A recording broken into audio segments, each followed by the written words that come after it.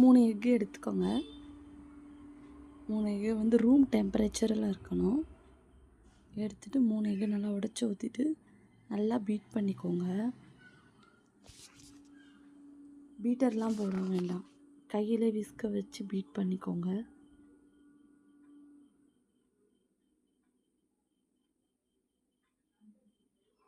Yellow கருவு நல்லா, எல்லோவும் ஒயிட்டும் நல்லா mix ஆகிருக்கணும்.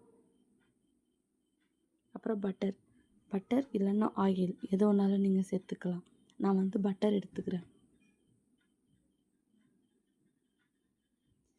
பட்டரும் எக்கையும் beat பண்ணதுக்கப்புறம் திரியாக இருக்கும். நம்ம கர்டு ஊற்றினா திரியும் பாருங்க, அந்த மாதிரி திரியாக இருக்கும். அது அப்படி தான் இருக்கும். அப்புறம் சுகர் சேர்த்துக்கோங்க. சுகர் ஒயிட் சுகர் வேணாலும் சேர்த்துக்கலாம், இல்லை நாட்டு சக்கரை வேணாலும் சேர்த்துக்கலாம், நம்மளுடைய சாய்ஸ். அப்புறம் எக்கு சேர்த்துக்கோங்க, பீட் பண்ணிக்கோங்க. அப்புறம் கொக்கோ பவுடர் ஃபஸ்ட்டு சேர்த்து கொக்கோ பவுடர் பீட் பண்ணிக்கோங்க. அப்புறம் தான் ஃப்ளோர் போடணும். ஏன்னா கொக்கோ பவுடரும் ஃப்ளோரும் ஒன்றா சேர்ந்து பீட் பண்ணோம்னா கொக்கோ பவுடர் அப்படியே அங்கங்கே நின்றுக்கும். கொக்கோ பவுடர் இந்த மாதிரி கன்சிஸ்டன்சியில் வரணும், இந்த மாதிரி பீட்டாக இருக்கணும். அப்புறம் ஃப்ளோர் போட்டுக்கோங்க. ஃப்ளோர் போட்டுட்டு ரொம்ப கிண்டக்கூடாது, மைல்டாக கிண்டணும்.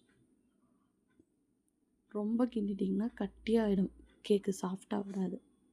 மைல்டாக கிண்டணும். அப்புறம் பேக்கிங் டின் அதெல்லாம் ஊற்றிக்கோங்க. பார்ச்மெண்ட் பேப்பர் ஆயில் தடவிட்டு டின்னில் போட்டு ஒட்டிட்டு அதுக்கு மேலே நம்ம மிக்ஸ் பண்ணி வச்சுருக்க மாவு சேர்த்துக்கோங்க.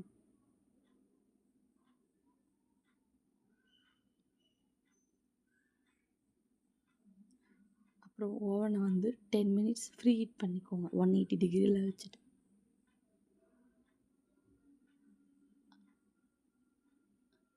அப்புறம் ஓவனில் வச்சுட்டு 180 டிகிரி வச்சுட்டு 45 மினிட்ஸ் பேக் ஆகிடும். நல்லா சாஃப்டாக இருக்கும் கேக்கு, சாக்லேட் கேக் ரொம்ப சாஃப்டாக இருக்கும்.